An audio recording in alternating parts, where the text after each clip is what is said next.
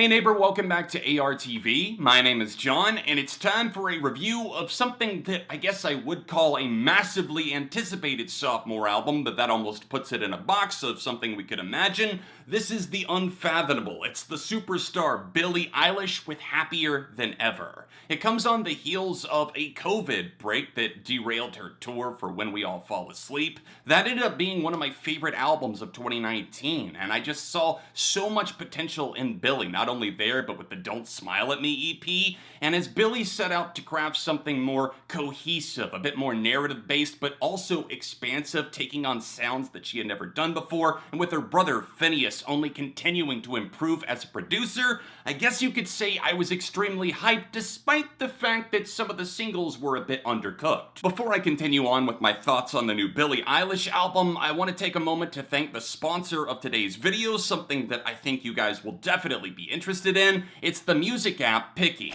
We all have different tastes in music, which I think is a beautiful thing, and Picky embraces that by not only letting you be the music critic, but also getting you paid for your opinion. The app generates short song clips, you listen, and then you choose what happens next, whether that's a dislike, a like, or a super like, kinda like Tinder, but for music. The interface is super easy to use, and it even keeps track of the ones you love the most so you can come back to hear the full song later. The more you listen, the more the app learns what you like and what you don't like, so it's only gonna get better the more you use Picky. Every time you level up, it's another $1 in your pocket. Just connect your Venmo account and get paid within 24 hours. It's so easy. The Picky app is totally free. Use my link in the description down below, download it, and start discovering new music you love while getting paid to do it.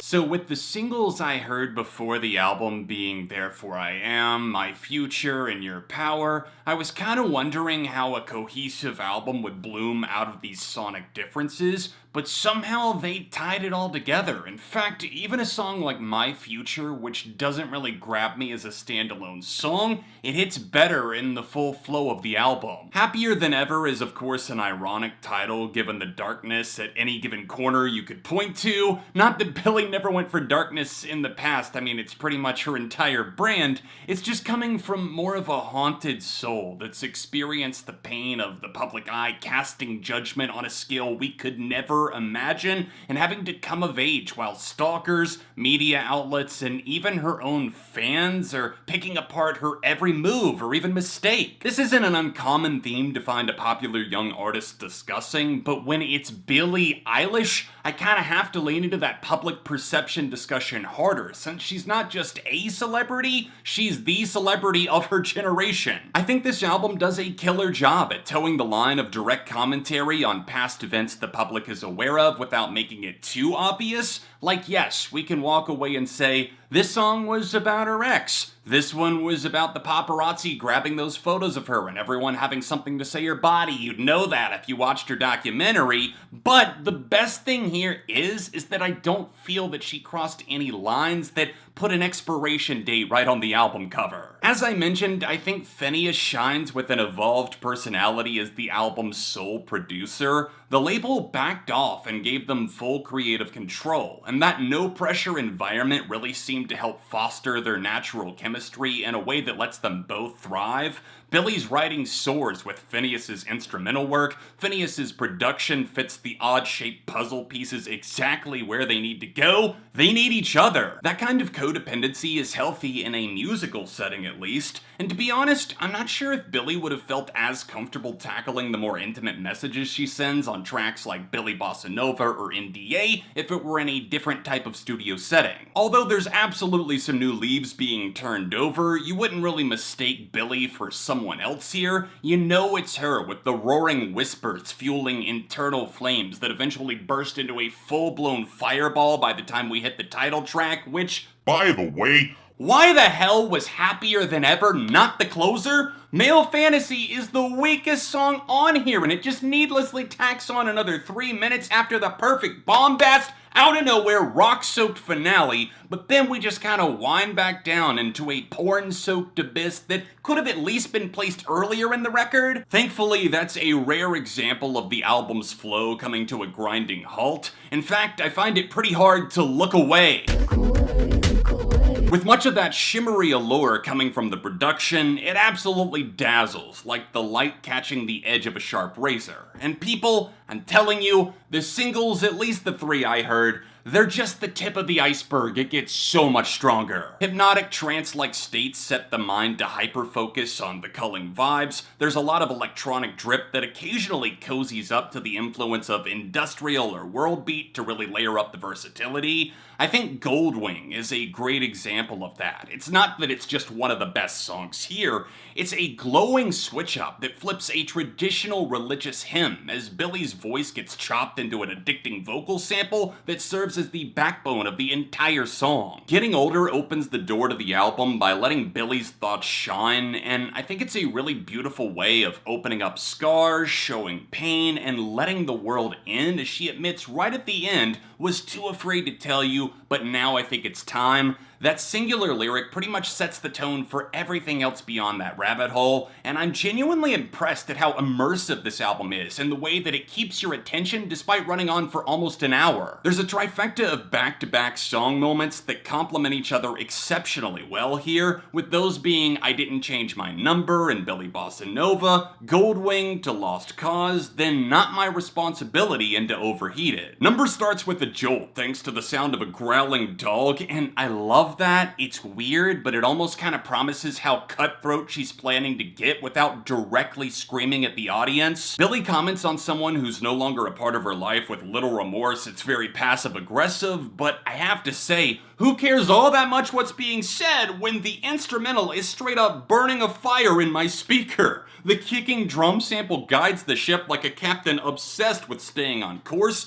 and the shaky beat breaks sound like an alien invasion landing in your eardrum. Billie Bossa Nova might partially give it away with the title in regards to the type of musical style she's adapting to, but this track is nothing short of sexy. Something's in the water, and I'm here for the seductive bounce of the bass hits, Billie's low-key domineering attitude, and the spine-tingly keys that fade us out slowly. Right before COVID hit, Billie debuted a short film called Not My Responsibility on tour with mostly spoken word delivery over minimal production as she dropped off a train of thought on everyone's reception to her body and what she was choosing to wear or do with it right after she turned 18. I had no idea she was planning to put this on Happier Than Ever, but I'm glad she did. It's a nice cooldown right after the already transitional dreamlike sequence Halley's Comet, but to come right out of that hidden verse at the end of that song into this calm expression of self-worth, I mean, I don't know how much I'd jam it outside of the full album, but in here, it goes off. The chills really hit when immediately after that, we get the best transition on the album as they scoop up the minimal beat from the track before and turn it into a powerhouse for Overheated, which damn well might be the most engrossing cut she's ever made. It's a total subliminal scorcher that hits in a different fashion, and while there are some lyrics I think some people might not like regarding fake plastic Instagram culture, realistically, thank you. Somebody said it and won't just bow down to these obviously insane and harmful body standards set for kids by what they're seeing on social media. That's a frontrunner for Top Dog without a doubt, but the song that truly floored me that I never would have predicted coming from Billie and Finneas is Oxytocin.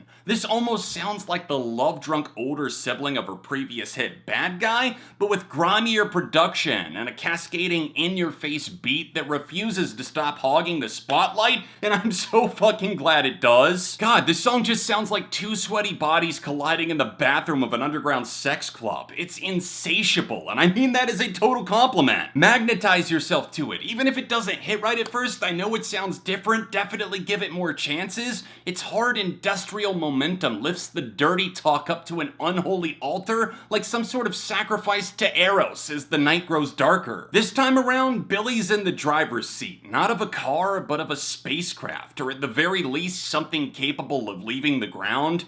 Like I mentioned, I think the early singles work better in the experience of the album. There's catchy jams like the ex-boyfriend ditching Lost Cause that can and should be enjoyed loudly on their own, but also the deeper digs that reward you more based on how closely you're willing to pay attention. I don't think this album overstays its welcome. It doesn't feel like 56 minutes, and while the ending is a bummer because of how absolutely earth-shattering the title track is, please, for the love of music, Billie, give us a rock album. You know you want to. I don't care how overblown the production is, it sounds hard as fuck.